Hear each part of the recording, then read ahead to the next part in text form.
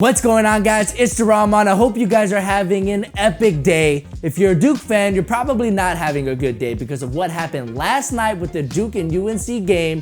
Unless you've been living under a rock, which if you have been, welcome back. You've probably already seen this play right here where Zion has the ball in the first 30 seconds of the game and gets hurt. Now, at first, I thought that Zion just slipped here. I mean, it didn't really look that bad to me. He did kind of do the splits and kind of landed awkwardly. It would have been kind of odd if it was a slip because usually at the beginning part of games, the floor is pretty clean and there's not a lot of wet spots to slip on. But as we got close-up, slow motion footage of what actually happened, I, as well as everyone else watching, noticed that the shoes Zion was wearing just completely exploded on him. This sent Twitter into an absolute frenzy. I mean, everybody was talking about this. They were kind of pointing fingers at Nike since Zion was wearing the PG 2.5s. And ever since he went down with this injury, a lot of people have been unfairly, in my opinion, questioning Nike products and their reliability. In fact, a report by CNN Business shows that Nike stock has dropped more than 1% on Thursday, with analysts pointing out that the Zion shoe exploding incident was the cause for the stock's drop. Now, I know what you guys, as well as a lot of other people, are thinking, and look, let me just say, I totally get it. When a shoe explodes like that on national TV during a big game, I mean, Barack Obama was in the building for this one. When a shoe explodes like that with that many people watching, people are gonna talk about it. But believe it or not, this type of thing has happened before.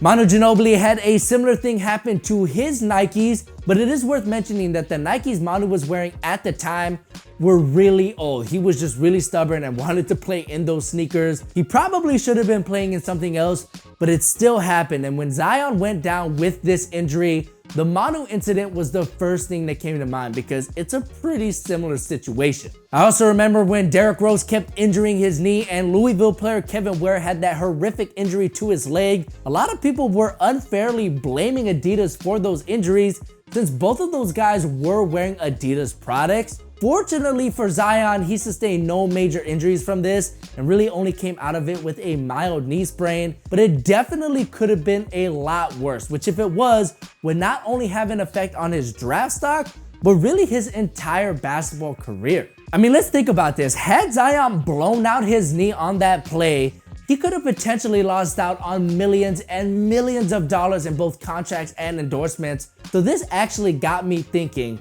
does this incident hurt Nike's chances at signing Zion to an endorsement deal when he turns pro? I don't know about you guys, but whenever I sprain my ankle, hurt myself, or even just have a bad night shooting in a particular shoe, I unfairly blame the shoe. And I say unfairly because I could have shot poorly, sprained my ankle, or hurt myself in any shoe. But since it happened in that particular shoe, I developed this negative mental bias towards that shoe, and I'm starting to wonder if Zion is doing that with his Nikes. Now, you could easily say that Zion should just switch to something that's more supportive like the LeBrons, and yes, you could say that that is fair. However, we don't know what Zion thinks. I would love to hear what he thinks about this situation, because who knows, if he comes out of this saying, man, I really don't think I want to play in Nikes anymore, I honestly wouldn't blame him. I mean, that's pretty much a normal reaction, especially for the short term. Basketball players, especially high-level basketball players, are very superstitious about what they wear, what they do. So if someone came up to me and said, yo, I heard that Zion is very hesitant to wear PGs or even Nikes in general, I would totally believe them. Now, how that factors into what shoe deal Zion will sign when he gets to the NBA, we're really gonna have to wait and find out, because a lot of times these guys just end up signing with whatever they wore last in high school or college. I mean, you look at guys like Kyrie Irving, De'Aaron Fox, and Kevin Durant. All of those guys are Nike athletes and they all went to Nike sponsored colleges. So most of the time, these guys just end up going into the NBA with whatever they wore last. And for Zion, that would obviously be Nike. Now, there are some outliers. For example, LeBron James, he was supposed to sign with Adidas because his high school team always wore with Adidas. But when it actually came time to sign him, Adidas got cheap and didn't offer him as much as Nike could. So what LeBron ended up doing was jumping over to the swoosh and just getting the highest offer possible. And Zion could easily just end up doing that. Whoever offers him the most, whether it be Nike, Adidas, Under Armour, New Balance, Puma, Anta, there's a lot of different directions Zion could go. If money is the most important thing to him, he could just end up grabbing the bag as he should. He should totally do that and just end up going with the highest offer possible. And if he does do that, obviously the front runners to sign him are going to be the big players like Nike and Adidas, which Zion actually wore a lot of in high school.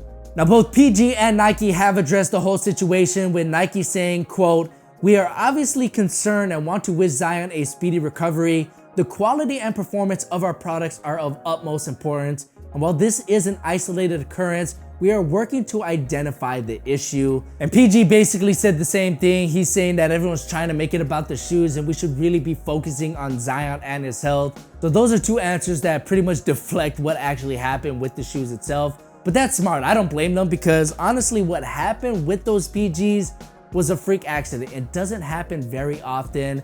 And when it does, it's just an accident. That's what it is. Zion is such a freak athlete that he's probably one of the only people in the world that could do that to those shoes. There isn't going to be a real answer as to what happened. It just looked like the foam gave out on him. It just exploded. It was a freak accident. So I don't think it's fair to blame Nike for what happened. And even if he did get injured, I don't think it's fair to blame Nike for the injury. But I do think it's fair to question whether Zion is willing to sign with Nike once he turns pro. Let me know what you guys think in the comment section below. If you're Zion, are you signing with Nike, or are you signing with someone else, or just taking the most money as possible?